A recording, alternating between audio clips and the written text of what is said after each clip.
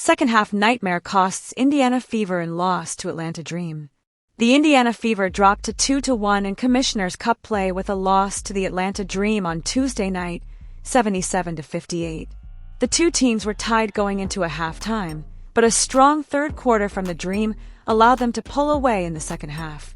Fever forward Natasha Howard led Indiana with 15 points and 10 rebounds, while Kelsey Mitchell had 11 points. The Fever are now 4-5 and have a few days off before they play the New York Liberty on Saturday afternoon at Gainbridge Fieldhouse. Here are 3 observations.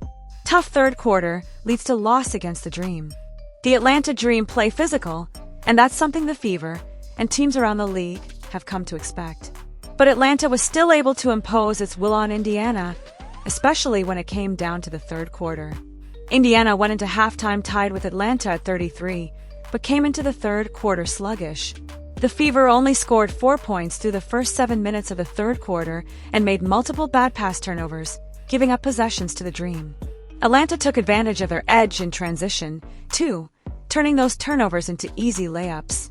Indiana could never really find a rhythm in the third, returning to that discombobulated offense that plagued them in the first 2 games that Fever point guard Caitlin Clark was out.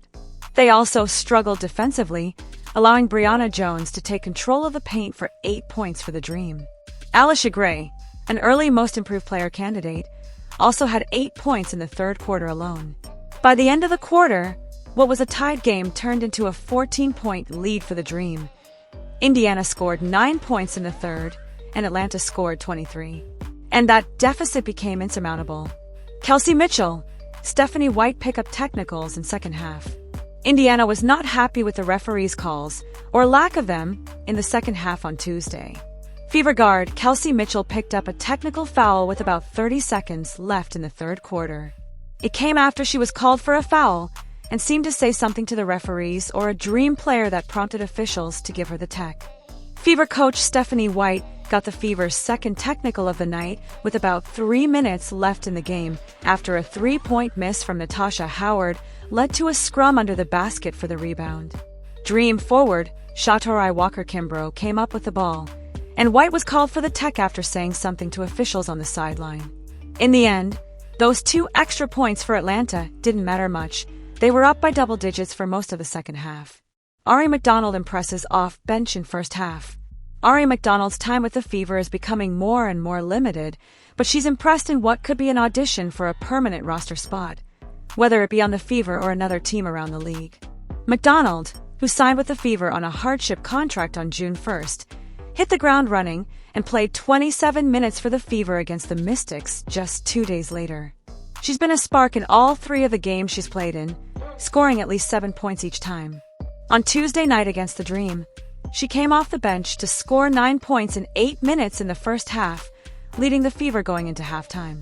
She's a disruptor defensively, even standing at just 5-6, and she has provided a spark off the bench that the Fever needed in this stretch with both Caitlin Clark and Sophie Cunningham out. McDonald played most of the fourth quarter in place of current starting point guard Sydney Colson, too, as the Fever tried to focus on defense.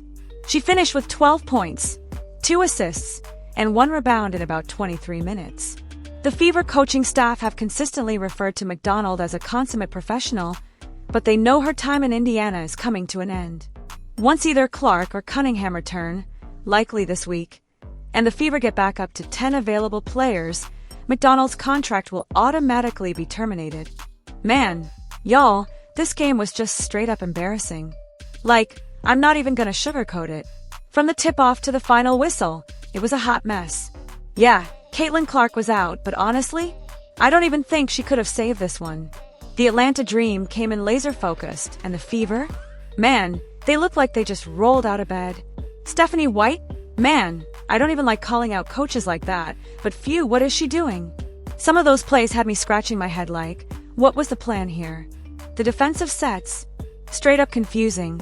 It's almost like she's trying to run the same system she had back in Connecticut. But guess what? This ain't that team. These ain't those players. And right now, it ain't working. At all. It's getting to a point where you gotta ask, is she really elevating the squad? Or is she just plugging them into a system that doesn't fit? And don't get me started on the rotation, neither. Like, yo, Lexi Hull? Bruh, 0 points. Nothing. Nada. I don't know what's going on, but if you're getting big minutes, you gotta show up. Ari McDonald had a couple of buckets, but she looked shaky too. Like she was trying to do something, but the energy just wasn't there.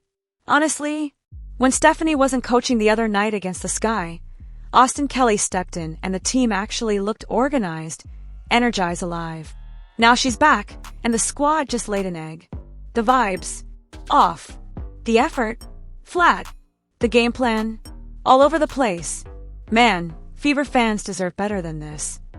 Yo, just look at Caitlin, man. She's heated. You can see it all over her face, right here at the end of the game. Look at her, bro, she's fuming. And honestly, I don't blame her one bit. She's pissed. I'd be too. I am too. This game right here. They had no business losing this one. No business at all. Like, come on, bro. Come on. How do you let that slip away? You fight all game, grind it out, and then fold like that at the end? Nah, I feel you, Caitlin. I feel you. 'Cause this one stings. My goodness, man. My goodness. What do you even do in a situation like this? Seriously, what are we supposed to do? Of course, we're gonna keep right in with the team. We're still tuning in, still supporting. 'Cause that's what real ones do.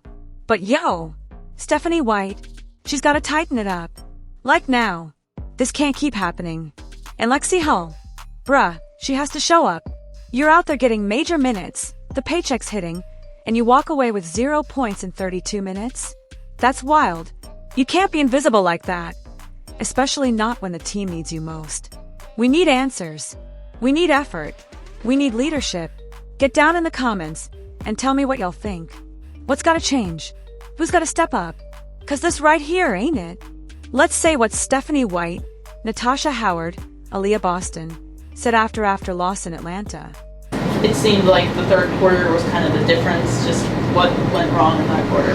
Yeah, I think they hit us in the mouth. I felt like they did that a little bit in the first quarter too, and we were able to regroup. Their physicality on the defensive end really affected us. It took us out of what we wanted to do and forced us to rush offensively, and they've got really good shifty guards that can get downhill, and we didn't do a good job of guarding our yard or being in rotation, and they've got great post players. They got Olympians on this roster, right? And our ability to match that physicality on the defensive end, our positioning, our connectedness, I thought wasn't there, and they took advantage of it. And what was the difference between the physicality, you think, like in the first half versus that third quarter and fourth? Yeah, I don't know if it was different. I just felt like we handled it better early in the ballgame.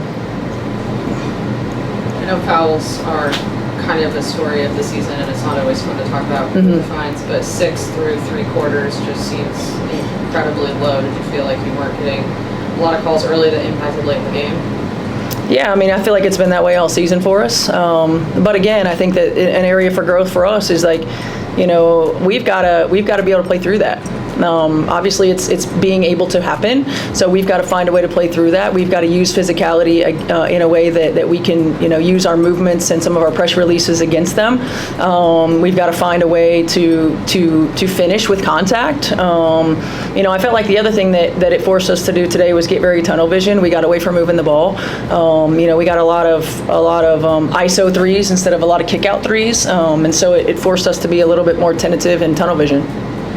How do you take that into practice in the coming days in terms of building off of all that feedback? Yeah, we just got to get, we got to get the guys that we practice against to continue to beat the shit out of us, right? To be physical and to make things difficult for us. And, we've got to be able to handle that. I think growth in terms of mental toughness, right? In terms of being able to stay focused and locked in, being able to get to the next action.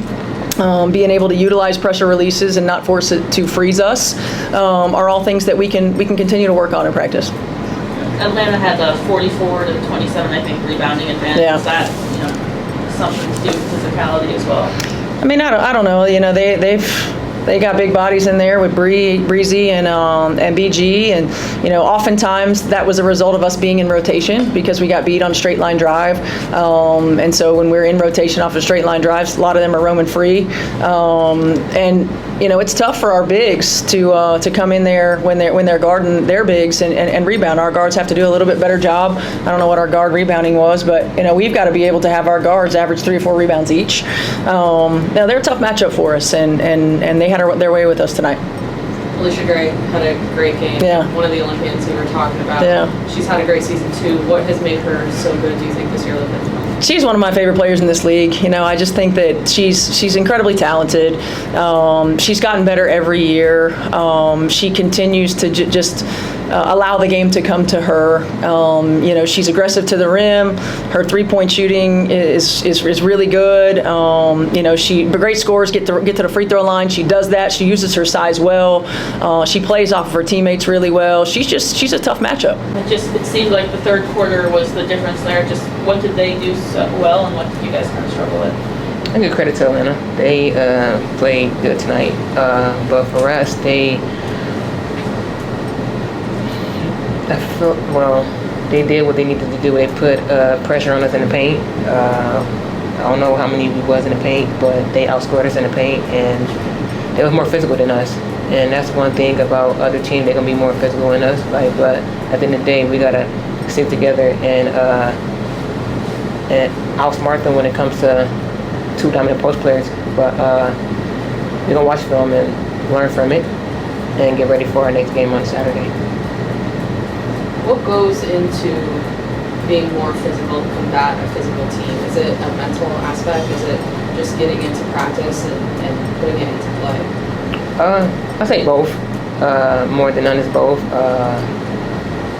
But with us, we're a young team, and we're still growing, we're still learning. But when it comes to teams that have dominant post players, we have to get them out of the post. Put them in more ball screens, put them in more ball screens than anything, and instead of us trying to pound with them as well in the paint, because they're bigger and stronger than us. So we gotta pull them out the paint and put them in pick and rolls to get them tired on the defensive end, so they won't be able to do anything on the offensive end. The third quarter was the difference tonight. Just what did you guys struggle with in the third quarter? What did Atlanta do so well? I think we struggled making shots in the third quarter, getting some stops, and Atlanta capitalized, and they scored 23 points. And Steph talked a lot about the physicality, especially in the third, how that affected you guys. Mm-hmm. Just what changed between the first half and the third quarter? I think the physicality in the sense of just making sure that we finish through contact. I think especially for me too, needed to do a better job of that tonight, especially with their post physicality. And once again, we just have to get better stops.